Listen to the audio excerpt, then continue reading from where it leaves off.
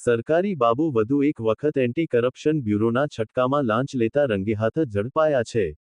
મહેસાણાના જોટાણાની જમીનને બિનખેતી કરી આપવાની અવેજમાં રેવન્યુ ક્લાર્ક દ્વારા 9 લાખની લાંચ સ્વીકારતા જ સુભાષ બ્રિજ નજીક આર.ટી.ઓ. સર્કલ પાસેથી એસીબીએ વિશ્વજીત ખેંગારભાઈ કમલેકરની અટકાયત કરી હતી.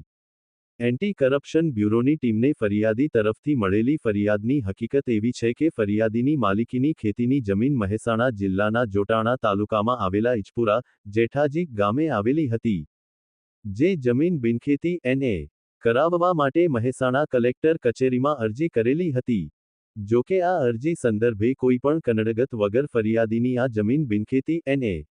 કરવા પેટે 1 ચોરસ ફૂટના 50 રૂપિયા લેખે ઉચ્ચક 23 લાખની લાંચની માગણી સૌ પ્રથમ કરેલી.